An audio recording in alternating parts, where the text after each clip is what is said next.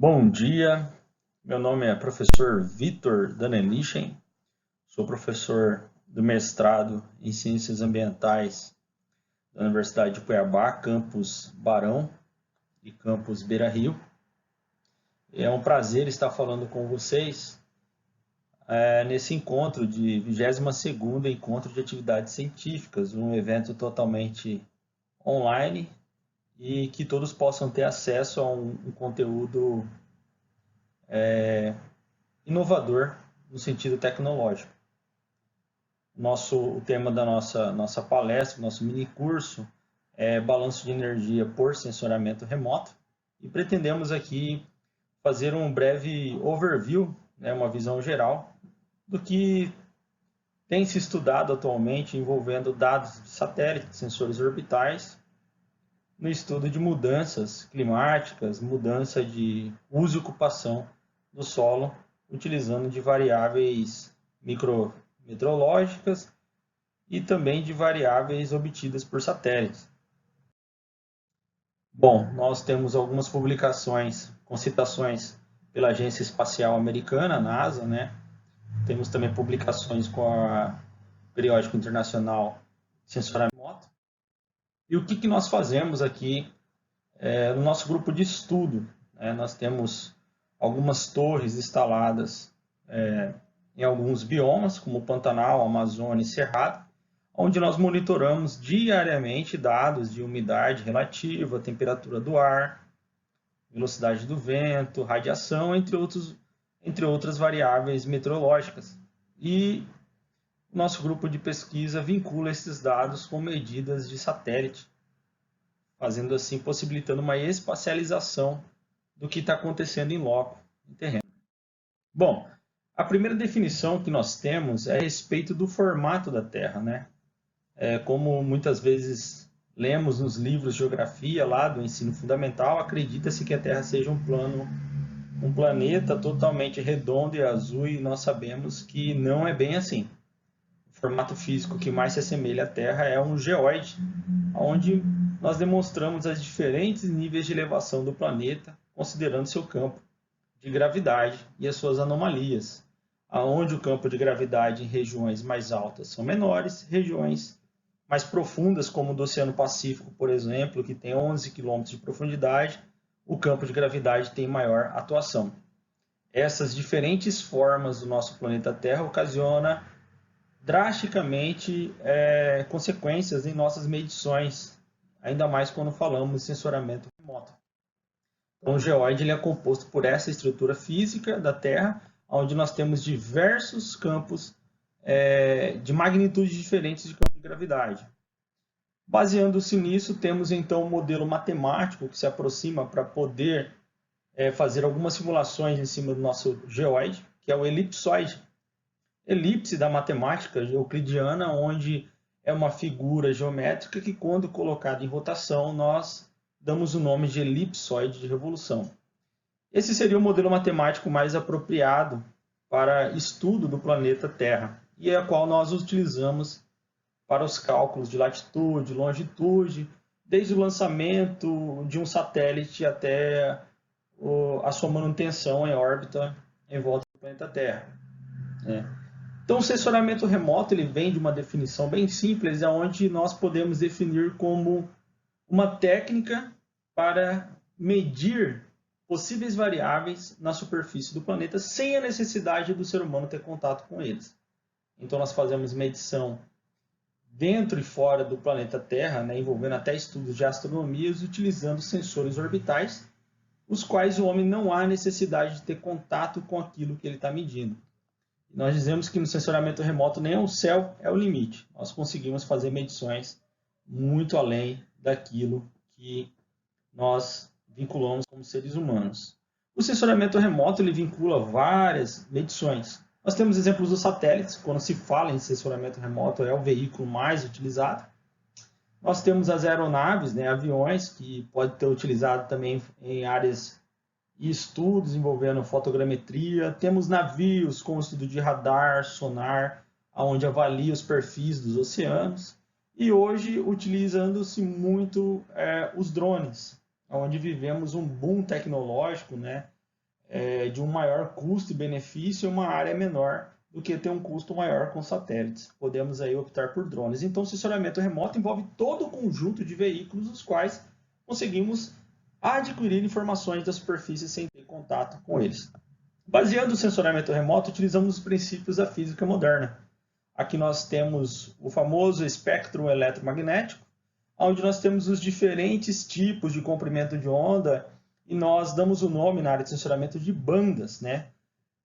Os satélites, os drones, os sensores que compõem todo o sistema de satélites, eles se diferem no sentido de número de bandas. Daí dá-se o nome de resolução espectral, resolução radiométrica, onde quanto mais bandas, mais intervalos de comprimento de onda nós temos, maior vai ser o poder de aferição de alguma característica de variável a ser aferida na superfície do planeta ou do astro que você está estudando. E dando um zoom nesse espectro eletromagnético, uma fatia dele de 400 a aproximadamente 800 nanômetros é o que nós, seres humanos, enxergamos.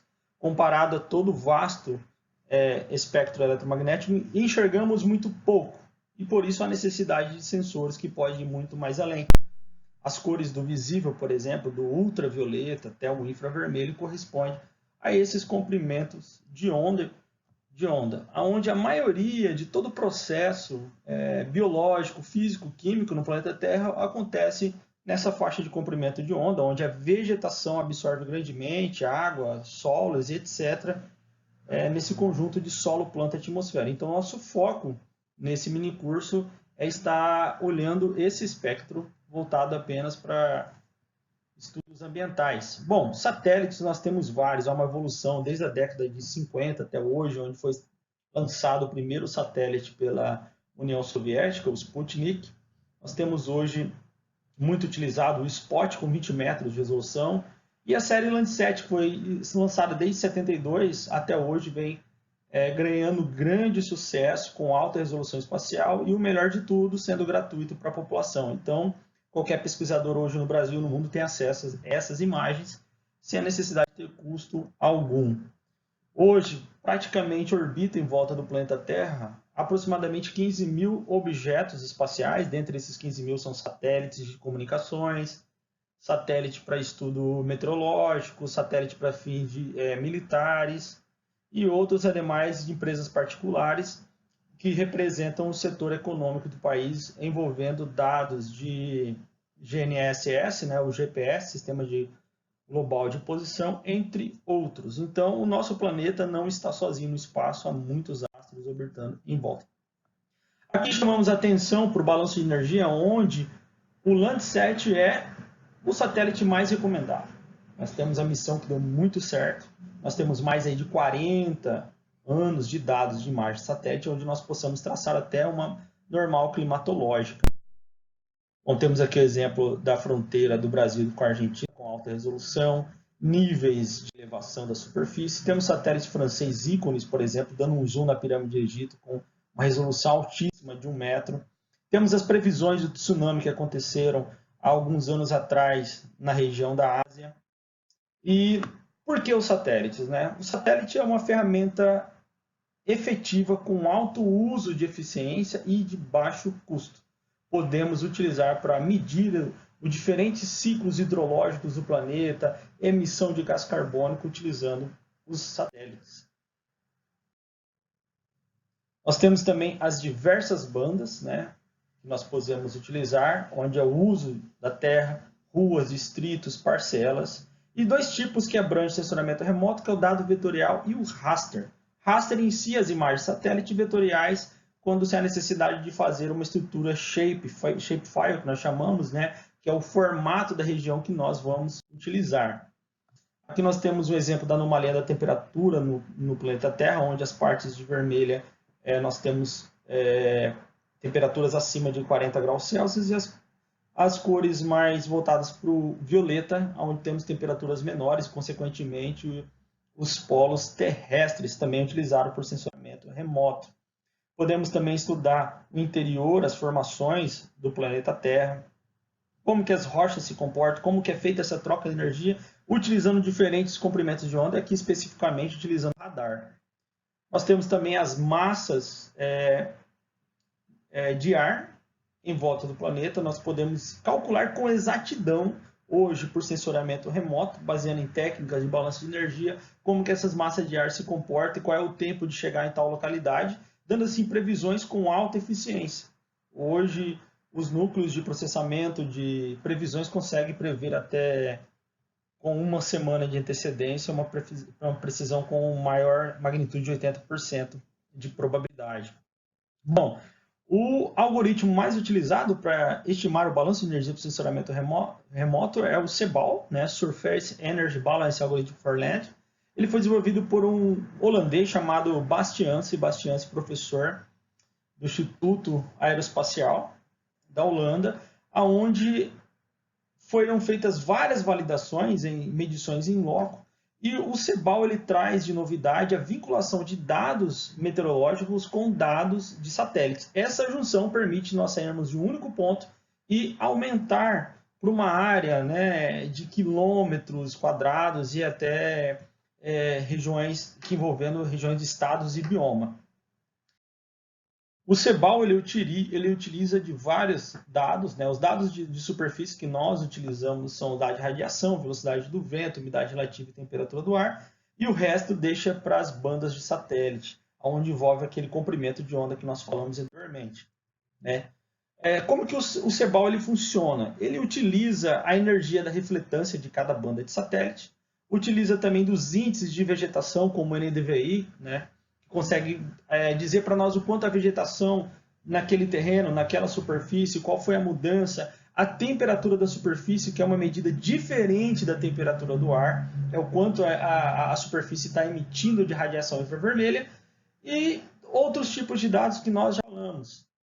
O CEBAL ele foi validado por muitos pesquisadores, já tem muitos anos, aí, mais de 20 anos que foi validado, e hoje é utilizado como o departamento da NASA, utilizando o sensor MODES, o NOAA, o Aster, Landsat, Spot, íconos infinitos aqui. Poderíamos citar satélites que utilizam o CEBAL para estudo de balanço de energia. Podemos trabalhar o CEBAL em vários softwares GIS, né? Hoje com maior ênfase no software ERDAS. São softwares que não são open source, ou seja, não são software abertos, mas que modelam muito bem a vinculação desses dados espaciais. Partimos do princípio que o Sol rege toda a radiação do planeta. A radiação é emitida, então, até a superfície, ela interage com a superfície, e essa radiação que volta para a atmosfera chamamos de radiação global. Essa radiação global nos explica como é a interação entre energia eletromagnética e aquilo que foi realizado de atividade metabólica, seja pelas plantas, pelos animais, e é remetida para a atmosfera. É isso que nos importa, esse tipo de radiação. Aqui a gente pode ver como que o CEBAL ele trabalha. Aqui é um mapa de evapotranspiração. Evapotranspiração é uma medida do quanto de água está evaporando pela superfície terrestre, né, junto com plantas, animais e toda a parte de biosfera. E nós podemos quantificar a quantidade de energia que chega, sai e também a quantidade de água que nós temos saindo e entrando. Alguns estudos hoje, com estudos de maior ênfase pela NASA, como a professora Mu, ela diz que exatamente, ou aproximadamente, 60% da precipitação hoje é evapotranspiração. Então, se nós conseguimos quantificar a quantidade de precipitação, aqui eu falo de chuvas, né? E a quantidade de evapotranspiração, nós temos com uma aproximação ideal do quanto o ciclo hidrológico está se comportando no planeta. Se esse ciclo está aumentando, diminuindo, e nós podemos assim identificar as possíveis mudanças na ocupação, na vegetação de dado local e assim fazer algumas tomadas de decisões futuras como mudança climática global. Bom, pessoal, eu agradeço aqui o tempo que vocês gastaram conosco nesses 15 minutos e aqui nós pretendemos mostrar balanço de energia por sensoramento remoto. Para qualquer informação, nós temos o link e temos aí o portal do nosso mestrado. A respeito de querer saber mais sobre o nosso curso, pode estar entrando em contato conosco. Agradeço imensamente aí pela paciência de vocês. Muito obrigado.